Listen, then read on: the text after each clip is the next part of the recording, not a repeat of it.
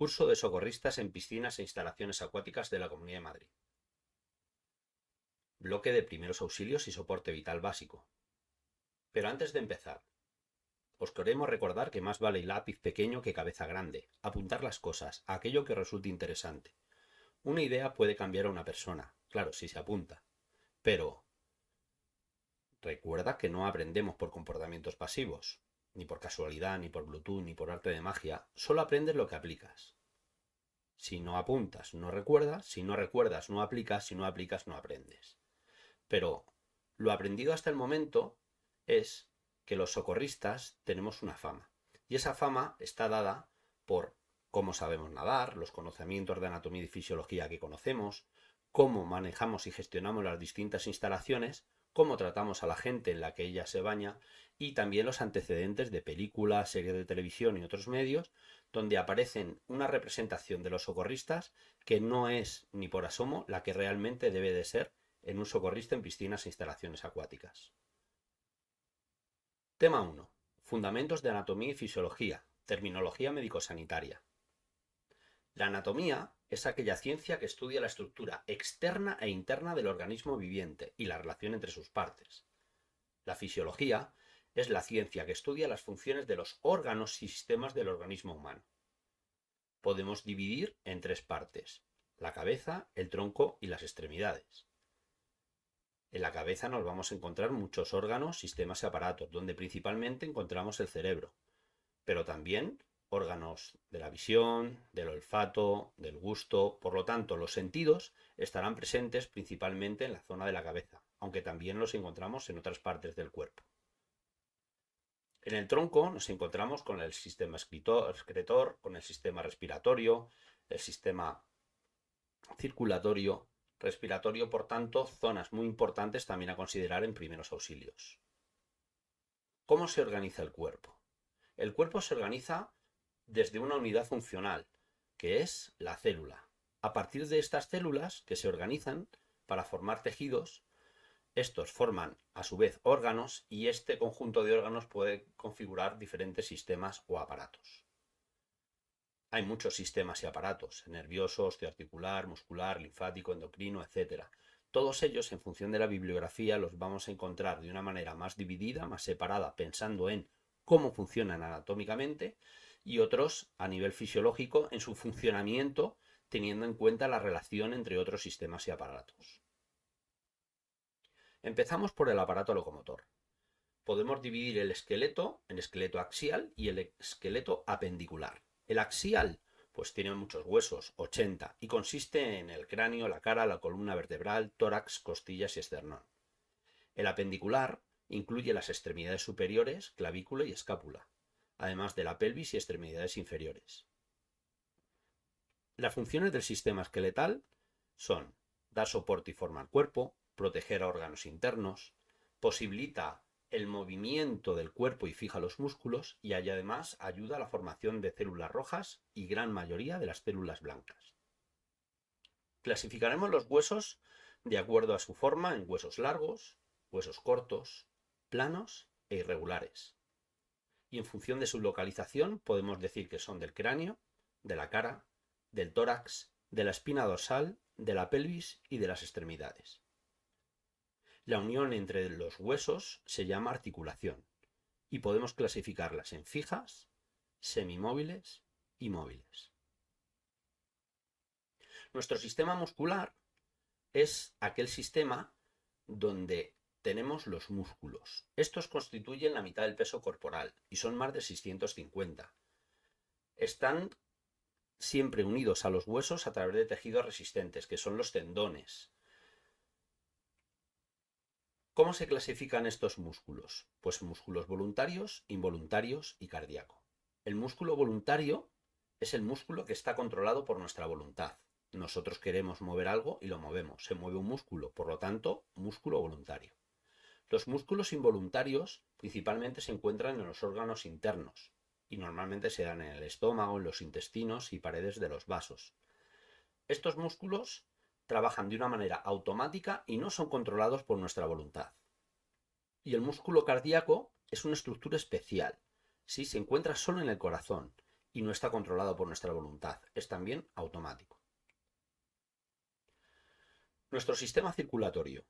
Podemos hablar que comprende el conjunto de órganos especializados para facilitar la circulación de la sangre en el cuerpo. El aparato circulatorio está compuesto por arterias más pequeñas que son arteriolas, venas pequeñas que son venolas y los capilares.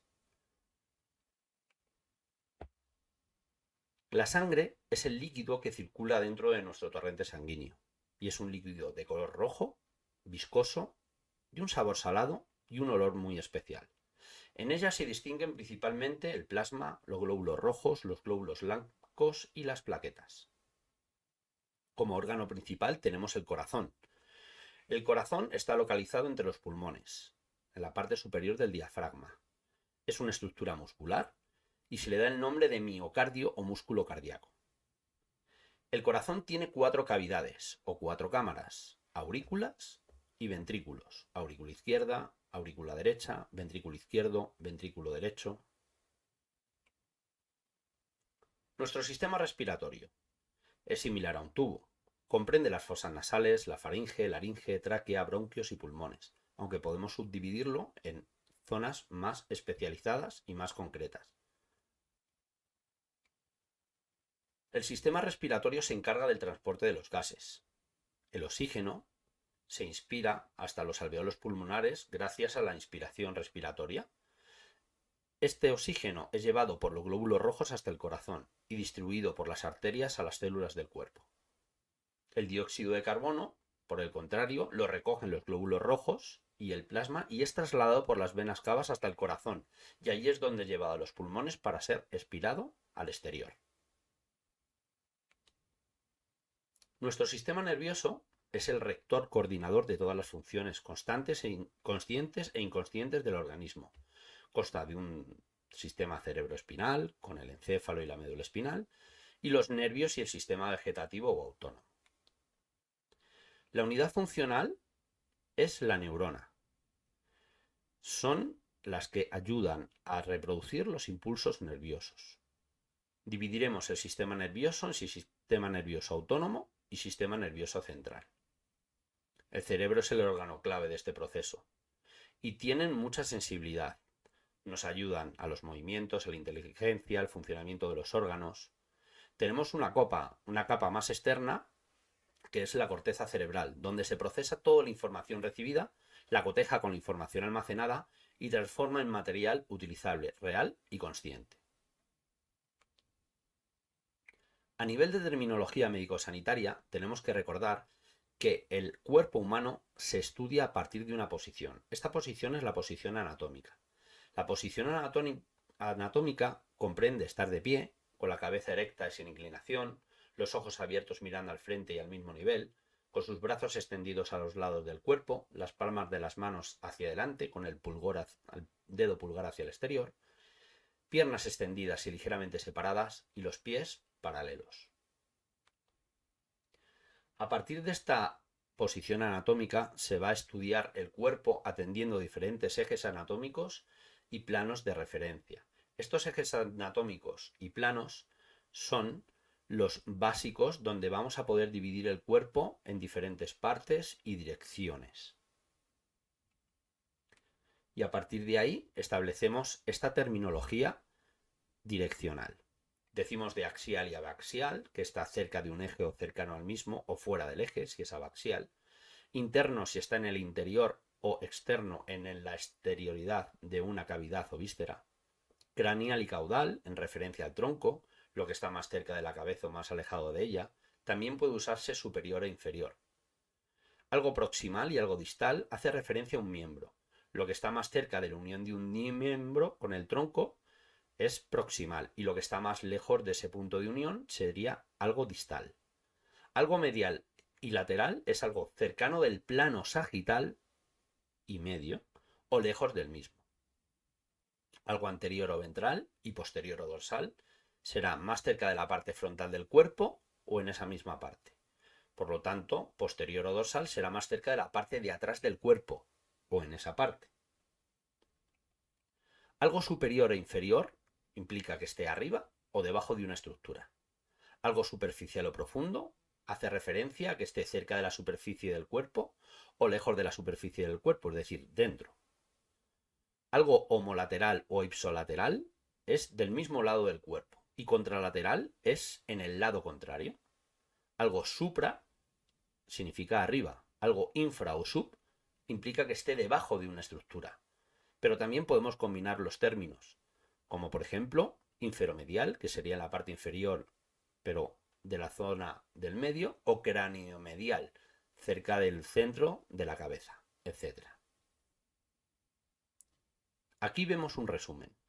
Los más importantes, teniendo en cuenta los ejes, son proximal y distal, atendiendo a las articulaciones, medial y lateral, atendiendo a la zona media del cuerpo o más alejada del cuerpo, superior e inferior, si está más cerca de la cabeza o más cerca de las piernas, anterior o posterior, si está más cerca de la parte de delante o la parte de atrás del cuerpo, algo palmar sería cerca de la palma de la mano, algo dorsal sería en el dorso de la mano, igualmente que si hablamos de los pies.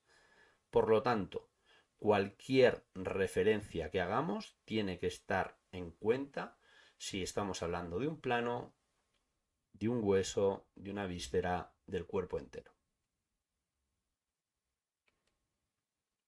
Distingamos también, para establecer la clínica, que es el conjunto de signos y de síntomas, estos términos. Un síntoma es una manifestación de una alteración orgánica o funcional apreciable solo por el paciente, como por ejemplo el dolor, la sed, el sueño.